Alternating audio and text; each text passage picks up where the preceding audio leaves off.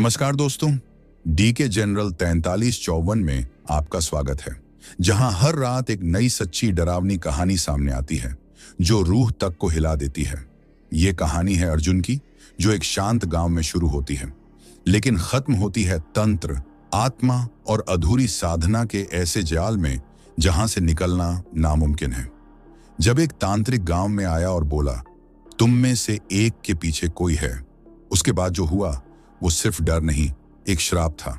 7 रातें, 7 तांत्रिक क्रियाएं, और हर रात अर्जुन को देना होगा अपने खून का एक हिस्सा, ताकि वो उस आत्मा के कहर से बच सके। क्या वो इस भयानक चक्रव्यूह से बाहर निकल पाएगा, या उसकी आत्मा बन जाएगी उस औरत की अगली कैद? पूरी कहानी जानने के लिए वीडियो को अंत तक देखें। और अगर आपको सच्ची डरावनी कहानियां पसंद हैं तो चैनल डी के जनरल 4354 को सब्सक्राइब जरूर करें, क्योंकि यहां डर सिर्फ कहानी नहीं, एक सच्चा अनुभव होता है। और एक बात, आप हमारी कहानी कहां से सुन रहे हो और आपका नाम क्या है, कमेंट में जरूर बताना। तो चलिए कहानी शुरू करते हैं।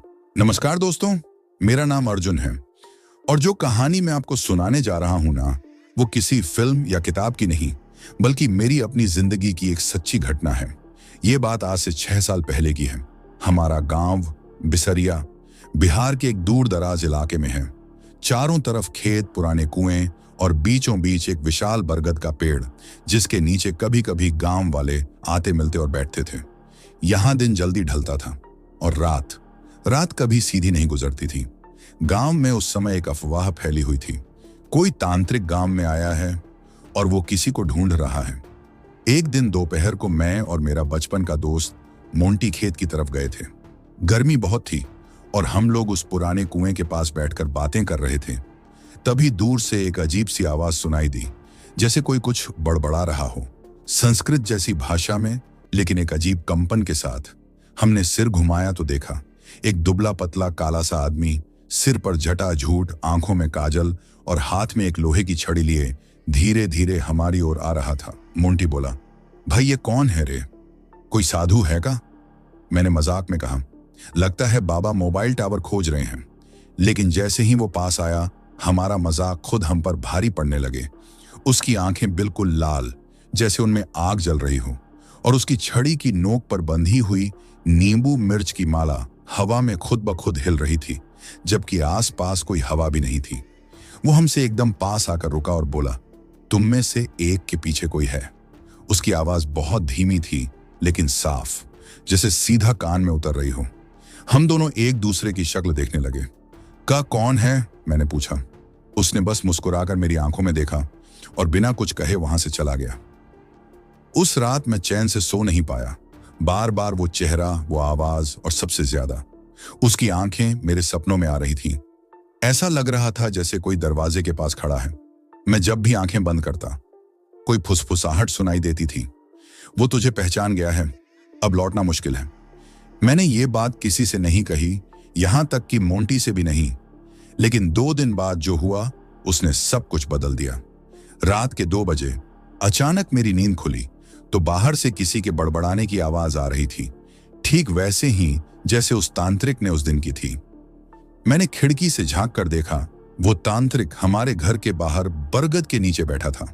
उसके चारों तरफ 5 दिए जल रहे थे और बीच में एक मिट्टी पर कटा हुआ नारियल रखा था, जिसमें से धुआं निकल रहा था। उसकी आंखें बंद थीं, लेकिन उसके होंठ लगातार हिल रहे थे। और तभी उसने अचानक आंखें खोली और सीधा मेरी खिड़की की तरफ देखा।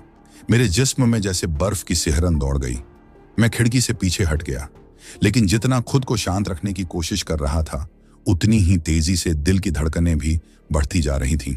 बरगद के नीचे वो तांत्रिक बैठा था, आंखें मेरी खिड़की की ओर। ना कोई आवाज, ना कोई हरकत, सिर्फ एक टक ताकता हुआ चेहरा। मैंने मां को उठाने की सोची, लेकिन कुछ था जो रोक रहा था, जैसे शरीर पत्थर बन गया हो, या शायद डर ने मुझे जकड़ लिया हो। कुछ मिनटों बाद वो उठकर चला गया, पर जाते जाते उसने उस नारियल को वहीं छोड़ दिया और दिए अपने आप बुझ गए। सुबह होते ही मैं सीधा मोंटी के घर गया। भाई, उस तांत्रिक ने कल रात मेरे घर के सामने कुछ किया है। मोंटी थोड़ा डर गया, लेकिन बोला, चल खुद जाकर देखते हैं। हम दोनों बरगद के पेड़ के पास पहुंचे। नारियल अब भी वहीं रखा था, लेकिन अब वो काला और जला हुआ लग रहा था और उसके ऊपर एक लाल धागा बंधा हुआ था जिस पर कुछ मंत्र लिखे हुए थे। मोंटी ने नारियल को छूने की कोशिश की, लेकिन जैसे ही उसका हाथ पास गया, एक झटका सा लगा, जैसे किसी अदृश्य करंट ने धकेल दिया हो। मोंटी पीछे गिर गया, उसका चेहरा पीला पड़ गया। मैंने उसे उठाया और हम दोनों भागते हुए वापस घर आए। उस रात मैंने पहली बार वो साया देखा। घड़ी में रात के 3 बज रहे थे। मेरे कमरे की दीवार पर एक अजीब सा परछाई बन रही थी। पहले मुझे लगा खिड़की से बाहर कुछ चल रहा है, लेकिन खिड़की पूरी तरह बंद थी। धीरे धीरे वो परछाई दीवार से अलग होकर कमरे के एक कोने में खड़ी हो गई। एक औरत जैसी आकृति, लंबे बाल, सफेद साड़ी और पैरों की जगह सिर्फ धुआं। उसने कुछ नहीं कहा, बस मेरी तरफ देखा और फिर वो मुस्कुराई। अब तुझे कोई नहीं बचा सकता। उसकी आवाज इतनी धीमी थी, फिर भी सीधे मेरे अंदर तक गई। मैं चिल्लाया, मां, लेकिन जैसे आवाज गले से निकल ही नहीं पाई। अगली सुबह मैं बुखार में था। मां ने गांव के पुराने वैद्य को बुलाया, लेकिन उसने सिर्फ एक बात कही, ये कोई आम बीमारी नहीं है, किसी ने इसे बांधा है। गांव के बुजुर्गों की एक मीटिंग बुलाई गई। सबने वही नाम लिया, भैरवनाथ तांत्रिक। एक बूढ़ा आदमी बोला, वो जब जब आता है कोई ना कोई आत्मा साथ लाता है, और जब तक उस आत्मा की मुराद पूरी ना हो वो पीछे नहीं हटती। पर इस बार किसके पीछे है? किसी ने पूछा। सभी की निगाहें मेरी ओर घूम गई। उस दिन शाम को मोंटी ने मुझे बताया कि तांत्रिक फिर आया था, लेकिन इस बार उसने गांव के मंदिर के सामने बैठकर शव के ऊपर तंत्र क्रिया की थी। भाई, मोंटी बोला, ये तुझसे जुड़ा कुछ बड़ा मामला लग रहा है, तुझे उससे मिलना पड़ेगा। मैं डरा हुआ था, लेकिन हिम्मत जुटाई। अगली रात जब चांदनी हल्की थी, मैं अकेला उस बरगद के पेड़ के पास गया जहां वो अक्सर दिखता था, और वहां पहले से ही भैरवनाथ तांत्रिक मेरी राह देख रहा था। उसने मुझे देखते ही कहा, अब तुझ पर उसका अधिकार है, लेकिन समय है, अगर हिम्मत है तो मैं तेरी रक्षा कर सकता हूं, लेकिन एक शर्त है। मैंने कांपती आवाज में पूछा, क्या शर्त? उसने सिर्फ एक बात कही, जो दिखता है वही सच नहीं होता, और जो तेरे खून में है उसे पहचानने का वक्त आ गया है। भैरवनाथ तांत्रिक के ये शब्द मेरे कानों में गूंज रहे थे, जैसे किसी ने मेरे नाम का फैसला सुना दिया हो। मैंने कांपते हुए पूछा, क्या मतलब है आपका? वो मुस्कुराया नहीं, बस सीधे मेरी आंखों में देखता रहा। तू सिर्फ अर्जुन नहीं है, तेरे वंश में कोई था जिसने एक अधूरी साधना को बीच में छोड़ दिया था। उसी का फल अब तुझे भोगना है। मैं कुछ समझ नहीं पाया। मैंने कभी तंत्र मंत्र सीखा नहीं, और ना ही मेरे घर में किसी ने ऐसी कोई बात की थी। लेकिन वो तांत्रिक आगे बोला, तेरा परदादा ब्रह्मदत्त, उन्होंने एक आत्मा को बांधने की कोशिश की थी, एक औरत की आत्मा जो मारी गई थी लेकिन मरी नहीं थी। उस साधना को अधूरा छोड़ दिया गया, और अब वो आत्मा तेरे खून की गंध पहचान चुकी है। मैंने घर जाकर मां से पूछा, क्या दादाजी कोई तांत्रिक थे? मां पहले चुप रही, फिर धीरे से बोली, तुम्हारे दादाजी नहीं, उनके पिताजी यानी तुम्हारे परदादा ब्रह्मदत्त एक साधक थे, लेकिन उन्होंने जो किया वो इतना भयानक था कि गांव वालों ने उनके नाम तक लेना छोड़ दिया। क्या किया था उन्होंने? उन्होंने एक मरी हुई औरत की आत्मा को साधना में बुलाने की कोशिश की थी, लेकिन वो आत्मा बंधने की बजाय उनकी पीठ पर चढ़ गई। अब सब कुछ धीरे धीरे साफ होने लगा। जो साया मुझे दिख रहा था, जो मेरे सपनों में आकर फुसफुसाता था, वो कोई और नहीं, वही औरत थी जिसकी आत्मा अब भी अधूरी साधना का बदला मांग रही है। अगली रात मैं फिर उसी साए के सपने में पहुंच गया, लेकिन इस बार वो मुझे सपने में नहीं मारना चाहती थी, बल्कि कुछ दिखाना चाहती थी। मैंने देखा एक वीरान जगह, लाल मिट्टी वाला मैदान, बीच में एक चौकी और उस पर जलता हुआ दिया। पास में एक लड़की खून से लथपथ पड़ी थी, उसकी आंखें अब भी खुली थीं। तू वादा तोड़ नहीं सकता, उसकी आवाज सीधे मेरे दिल में गूंज रही थी। सुबह होते ही मैं भैरवनाथ के पास गया। वो कौन थी? मैंने पूछा। उसने सिर झुकाकर कहा, नाम नहीं ले सकते, लेकिन उसका श्राप अब तेरे खून से जुड़ चुका है। तो अब क्या होगा? अब तुझे साधना पूरी करनी होगी, वही जो तेरे पुरखों ने अधूरी छोड़ी थी, वरना ये आत्मा तुझे ले जाएगी। लेकिन ये साधना कैसी होगी? भैरवनाथ ने मुझे बताया, ये एक रात की साधना नहीं, 7 रातों की तांत्रिक क्रिया है। हर रात एक नए श्मशान में एक नया तांत्रिक मंत्र और एक नया रक्त बलिदान, और हर रात के अंत में आत्मा की एक परत हटेगी। मैं डर गया था। रक्त बलिदान, क्या मतलब? वो बोला, हर रात तुझे अपना थोड़ा खून देना होगा एक दिए में।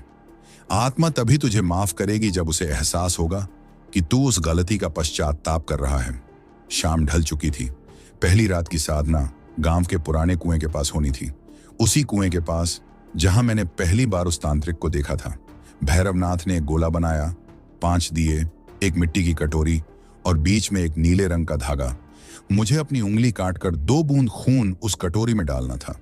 मैंने जैसे ही खून गिराया, पूरे इलाके में बिजली चली गई। दूर से कुत्तों के भौंकने की आवाजें आने लगी और फिर एक साया ठीक मेरे पीछे। वही औरत अब और भी पास खड़ी थी। छल किया था, अब प्रायश्चित कर। उसकी आवाज गूंज रही थी, लेकिन वो मेरी तरफ झपट नहीं रही थी, सिर्फ देख रही थी, जैसे इंतजार कर रही हो कि क्या मैं ये सब सच में करूंगा। साधना के अंत में भैरवनाथ ने कहा, आज पहली परत खुल गई है, लेकिन हर रात ये आत्मा और ताकतवर होती जाएगी। मैंने पूछा, क्या मैं जिंदा बचूंगा? वो बोला, अगर तेरा इरादा सच्चा है तो शायद, लेकिन अगर एक भी रात साधना टूटी तो वो तेरी आत्मा को नहीं छोड़ेगी। भैरवनाथ की ये बात मेरे मन में गूंजती रही। पहली रात के बाद मेरा बदन टूट रहा था, जैसे किसी ने मेरी हड्डियां मोड़ दी हों। दूसरे दिन सुबह मां ने कहा, तेरी आंखों के नीचे ये नीले नीले निशान कैसे आए बेटा? मैं कुछ नहीं बोला। कैसे बताता कि ये निशान किसी बुरे सपने के नहीं, बल्कि एक श्राप की सजा है। दूसरी रात की साधना एक वीरान जगह पर होनी थी। गांव से लगभग 3 किलोमीटर दूर एक पुराना टूटा हुआ शिव मंदिर में, जिसे कालेश्वर स्थान कहा जाता था। गांव में कहा जाता था कि वहां अब भी मंत्रों की गूंज सुनाई देती है। मैं और भैरवनाथ रात के 11 बजे वहां पहुंचे। वो मंदिर पूरा उजड़ा हुआ था। मंदिर के सामने टूटी मूर्तियां, बिखरे हुए दीपक और दीवारों पर अजीब से काले हाथों के निशान। भैरवनाथ ने कहा, दूसरी परत आत्मा के गुस्से की है। यहां उसकी याद सबसे ज्यादा जिंदा है। इस बार तंत्र विधि और कठिन थी। 7 दियों की माला, बीच में एक कांच का कटोरा और एक वचन जो मुझे जोर से बोलना था। भैरवनाथ ने मंत्र पढ़ने शुरू किए और तभी मंदिर की छत पर कुछ धम धम सुनाई दिया, जैसे कोई ऊपर नीचे दौड़ रहा हो, लेकिन इंसानी चाल से तेज। मुझे डर लगा, कोई जानवर है क्या? लेकिन तांत्रिक बोला, नहीं, ये छाया है जो तुझे डराने आई है। तू रुका तो साधना अधूरी हो जाएगी।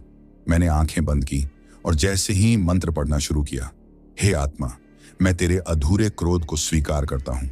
मुझे वह दंड दे जो तेरे भीतर अब भी जीवित है। जैसे ही ये वाक्य खत्म हुआ, पीछे से किसी ने मेरी गर्दन पर फूंक मारी, लेकिन कोई नहीं था। अचानक वो कांच का कटोरा फट गया और उस कटे शीशे में मैंने उसका चेहरा देखा। वो आत्मा अब सिर्फ साया नहीं थी, उसका चेहरा साफ दिख रहा था। लंबी जली हुई आंखें, होंठ कटे हुए जैसे जबरदस्ती बंद किए गए हों, और उसके माथे पर एक गहरा तिलक जो शायद कभी तांत्रिकों द्वारा लगाया गया था। तेरे पुरखों ने मेरी जबान छीनी थी। उसके शब्द मेरे दिमाग में सीधे गूंजे। मैं डर के मारे चीख पड़ा, लेकिन भैरवनाथ ने मेरी पीठ पर राख का टीका लगाया और बोला, हिम्मत रख, ये सिर्फ दूसरी परत है, 5 और बाकी है। उसने खून की कुछ बूंदें उस टूटे कटोरे में गिराई और फिर वो आत्मा अचानक गायब हो गई। मगर इस बार जाते जाते उसने कुछ छोड़ दिया। मंदिर की दीवार पर अब कुछ लिखा हुआ दिखा, किसी पुराने लाल खून जैसे रंग में, तेरा रक्त, तेरा अपराध, पर मेरा बदला अभी बाकी है। अगली सुबह मेरी तबीयत बहुत बिगड़ चुकी थी, सांस भारी लग रही थी। मां ने कहा, लगता है कोई अंदर से तुझे जकड़ रहा है, तू अब छोड़ दे बेटा ये सब। लेकिन अब पीछे हटना नामुमकिन था। शाम को मोंटी मिलने आया। भाई, मुझे ये सब ठीक नहीं लग रहा, वो बोला। मैंने कहा, अगर मैं बीच में रुका तो ये आत्मा सिर्फ मुझे ही नहीं, मेरे पूरे खून के रिश्तों को भी निगल जाएगी। उसी रात मैंने सपना देखा, एक लड़की आग में जल रही है, चारों तरफ तांत्रिक मंत्र और बीच में वही आत्मा। तेरे पुरखे देख रहे हैं कि तू क्या करता है अर्जुन। तीसरी रात की साधना मुझे उस जगह करनी थी जहां कोई अपनी मौत खुद चुनता है। गांव से कुछ दूर एक पुरानी हवेली थी, देवग्रह कोठी, जहां 60 साल पहले एक औरत ने खुद को आग लगाकर मार डाला था। गांव के लोग कहते थे कि उसकी चीखें अब भी दीवारों में गूंजती हैं। भैरवनाथ ने कहा, तीसरी परत दाह की परत है। अब आत्मा तेरे सपनों से नहीं, तेरे शरीर से खेलेगी, आग के जरिए। रात को हम दोनों वहां पहुंचे। हवेली अंदर से सड़ी हुई लकड़ियों की गंध और पुराने धुएं की बदबू से भरी थी। साधना का स्थान हवेली का मध्य हॉल था, जहां पुराने जमाने में शादी और अंतिम संस्कार दोनों हुआ करते थे। इस बार की विधि बहुत डरावनी थी। बीच में एक अग्निकुंड, चारों तरफ नीले धागों से बंधे तंत्र और एक पुराना पीतल का दीपक जिसमें घी नहीं बल्कि खून जलाना था। मुझे खुद की उंगली काट कर दीपक में खून डालना था और एक मंत्र पढ़ना था। हे जली हुई आत्मा, तू अब मेरे ही रगों में है। मैं तेरा दुख समझता हूं, तुझे शांति दूंगा। जैसे ही मैंने मंत्र पूरा किया, दीपक की लौ भड़क उठी बिना किसी हवा के, और उसी समय हवेली की छत से राख गिरने लगी। फिर दीवारों पर एक एक करके आग की लपटें दिखने लगी, लेकिन वो दीवार को नहीं जला रही थी, सिर्फ आकार बना रही थी। मैंने देखा दीवारों पर बन रही थी एक औरत की आकृति जो जल रही थी। चेहरे पर दर्द, हाथ ऊपर उठे हुए और होंठ हिल रहे थे। अचानक वो आकृति मुझसे सीधे बोल पड़ी, तेरे पुरखों ने मुझे झूठे प्रेम में फंसाया और फिर मुझे जिंदा जला दिया। मैंने कांपती आवाज में पूछा, तुम कौन थी? और तभी मेरे सामने राख और आग से बनी एक स्पष्ट तस्वीर उभर आई। एक जवान औरत नाम चंपा, गांव की एक साधारण लड़की जो अपने प्रेमी ब्रह्मदत्त से शादी करना चाहती थी। लेकिन ब्रह्मदत्त एक तांत्रिक निकला। उसने शादी का नाटक करके उसे बलि में चढ़ाने की योजना बनाई, एक महासाधना के लिए। शादी की रात ही चंपा को मंदिर लाया गया और तंत्र के नाम पर जिंदा जलाया गया। लेकिन मरते समय चंपा ने कसम खाई कि जिस वंश में यह तांत्रिक पैदा हुआ, मैं हर पीढ़ी को उसकी सजा दूंगी, जब तक कि कोई मेरी आत्मा को मोक्ष ना दे। मेरे गले से आवाज नहीं निकली, मेरे ही खून से किसी बेगुनाह की चिता जलाई गई थी। तभी अचानक दीपक की लौ फट पड़ी, चारों तरफ धुआं, और फिर वो आत्मा मेरे एकदम सामने प्रकट हुई, पूरे शरीर जलती हुई और आंखों में सिर्फ आग। तेरे खून से मेरा हक है। वो मेरे करीब आई और मेरे हाथ पर जलती हुई छाप लगा दी, जैसे कोई तांत्रिक निशान। मैं चीख पड़ा, मैं तुझे मोक्ष दूंगा, लेकिन मुझे मौका दे। भैरवनाथ ने मंत्रों से उसकी शक्ति को रोका। आत्मा कुछ देर कांपी और फिर अचानक हवा में घुल गई। साधना पूरी हुई, तीसरी परत खुल चुकी थी, लेकिन अब मेरे हाथ पर एक स्थायी जलन का निशान बन गया था, जैसे आत्मा ने मुझे अपने नाम की मोहर दे दी हो। अगली सुबह मैंने मां से चंपा के बारे में पूछा। वो कांपती आवाज में बोली, हाँ, चंपा नाम थी उस लड़की की, पर कोई उसका नाम नहीं लेता था। उसे डायन कहकर जला दिया गया था। लेकिन उसने कुछ किया था? नहीं बेटा, बस प्यार किया था, और उसकी सजा उसे आग में दी गई। उस रात मैं सोच में पड़ा रहा, क्या सच में वो आत्मा बुरी है या हम ही उसके अपराधी हैं? अब मैं सिर्फ डर से नहीं, गिल्ट से लड़ रहा था। तीसरी साधना के बाद मेरे मन में डर से ज्यादा अपराध बोध घर कर गया था। हर रात एक नया रहस्य, हर परत के साथ सच और झूठ में फर्क मिटता जा रहा था। भैरवनाथ ने अगली रात कहा, अब जो साधना होगी उसमें तू सच और भ्रम में फर्क नहीं कर पाएगा। चौथी परत माया की है। आत्मा अब तेरे दिमाग से खेलेगी। इस बार मुझे ले जाया गया एक सूना कुआं के पास, जिसे गांव वाले अंधा कुआं कहते थे। कहते हैं जो उसमें झांकता है अपना ही अक्स नहीं पहचान पाता है। कुएं के किनारे चूना बिखेर कर उसके चारों ओर एक घेरा बनाया गया। बीच में मैं बैठा और तांत्रिक ने 4 दिशा में 4 दीपक जलाए। लेकिन इस बार हर दीपक में एक रंग की लौ थी, लाल, नीली, काली और सफेद। भैरवनाथ ने समझाया, हर रंग एक भ्रम को दर्शाता है। लाल लालच, नीला मोह, काला डर, सफेद विश्वास। आत्मा अब इन रंगों से तुझे तोड़ने की कोशिश करेगी, लेकिन तू सिर्फ सच्चाई पर टिके रहना, वरना माया तुझे निगल जाएगी। साधना शुरू होते ही कुएं से अजीब सी फुसफुसाहटें सुनाई देने लगी, जैसे कई औरतें एक साथ कुछ बड़बड़ा रही हों। और फिर मेरे सामने माँ आ गई। माँ वैसी ही जैसी बचपन में थी, हाथ में गर्म दूध का गिलास और चेहरे पर ममता। बेटा, ये सब छोड़ दे, तू मर जाएगा। मैं पिघलने लगा। मैं उठने ही वाला था कि भैरवनाथ चिल्लाया, वो तेरी माँ नहीं है, ये माया है। पर उसकी आवाज मेरे कान तक नहीं पहुंच रही थी। अगले ही पल माँ की शक्ल बदल गई, चेहरे से चमड़ी उतरने लगी और आंखें काली हो गईं। मैं वही हूं जिसे तेरे पुरखों ने धोखा दिया था। अब तेरी माँ भी मेरी हो चुकी है। मैं कांप गया। चारों दीपकों की लौ हवा में नाचने लगी, रंग आपस में मिलने लगे और मुझे सब कुछ धुंधला दिखने लगा। अचानक मुझे खुद का एक और रूप सामने दिखा, एक और अर्जुन जो हूबहू मेरी तरह दिखता था, लेकिन आंखों में आत्मा नहीं थी। वो बोला, तू तो सिर्फ पाप का वारिस है, तेरे जैसे को आत्मा क्या मोक्ष देगी? तुझे तो वही बनना है जो तेरे पुरखे थे, धोखेबाज तांत्रिक। मैंने अपनी आंखें बंद कर ली और मन ही मन बोला, मैं हूं अर्जुन, ना तांत्रिक ना अपराधी। मैं सिर्फ उस आत्मा की सच्चाई समझना चाहता हूं। मैं मोक्ष नहीं दूंगा, इंसाफ दूंगा। जैसे ही मैंने ये सोचा, चारों रंग की लौ तेज चमकी और एक तेज रोशनी से अंधेरा हट गया। सामने कुएं में एक दृश्य उभरा। चंपा को जिंदा जलाते हुए ब्रह्मदत्त और उसके चेले। वो चिल्ला रही थी, मुझे क्यों मार रहे हो? मैंने तो सिर्फ प्रेम किया था ना। मेरी आंखों से आंसू निकल पड़े। मैंने कुएं में हाथ जोड़ दिए। चंपा, मैं तेरे साथ हूं। तुझे मोक्ष नहीं, इंसाफ दिलाऊंगा। साधना पूर्ण होते ही भैरवनाथ मेरे पास आया और बोला, तेरी चौथी परत पार हो गई। अब तू माया को समझ चुका है। अब आगे की राह और खतरनाक है, क्योंकि अगली परत है संस्कारों का श्राप। अगले दिन गांव में एक नई घटना हुई। मेरा दोस्त मोंटी अचानक बेहोश होकर गिर पड़ा। उसके शरीर पर भी वही जलन का निशान था जो मेरे हाथ पर था। क्या अब आत्मा मेरे करीबियों को भी निशाना बना रही है, या मोंटी की भी कोई कड़ी जुड़ी है इस कहानी से? मोंटी का बेहोश होना मेरे लिए एक इशारा था। आत्मा अब मेरे अपनों तक पहुंच चुकी थी। भैरवनाथ ने मुझे देखते ही कहा, अब समय आ गया है कि तू अपने परिवार का सच जाने। अगली परत है संस्कारों की परत, जहां आत्मा तेरे खून का हिसाब मांगेगी। गांव के बाहर एक पुराना राजवंशीय श्मशान घाट था, जहां कभी बड़े जमींदारों और ब्राह्मणों का अंतिम संस्कार होता था। भैरवनाथ ने बताया, तेरे पुरखे इसी घाट पर तंत्र साधना करते थे और चंपा का अंत भी यहीं हुआ था। उस रात श्मशान घाट में साधना शुरू हुई। चारों ओर राख, अजली लकड़ियां और राख में दबे हुए अस्थियां थीं। मैंने जैसे ही आंखें बंद की, मेरे चारों तरफ शंखों की गूंज, मंत्रों की आवाजें और फिर अचानक चीखें आने लगी। फिर एक दृश्य उभरा। मैं किसी और की आंखों से देख रहा था। एक जवान तांत्रिक चेहरा मेरी तरह, पर आंखें भरी हुई लाल क्रोध से। वो ब्रह्मदत्त था। ब्रह्मदत्त एक शक्तिशाली तांत्रिक था, लेकिन उसे सच्चे प्रेम से नफरत थी, क्योंकि उसके पहले प्रेम ने उसे छोड़ दिया था।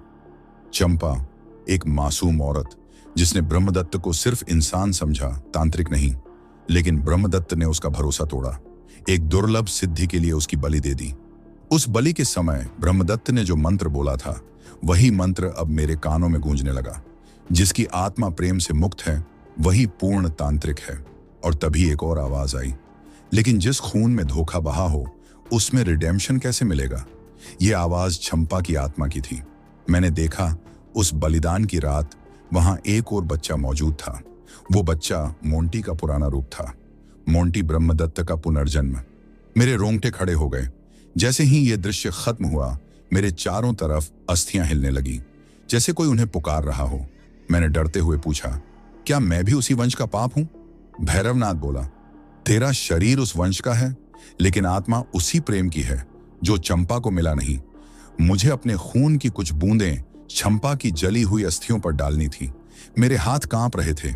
मैंने जैसे ही खून टपकाया, एक तेज तूफान आ गया। शमशान के सभी दीपक बुझ गए और फिर चंपा की आत्मा पूर्ण रूप में प्रकट हुई।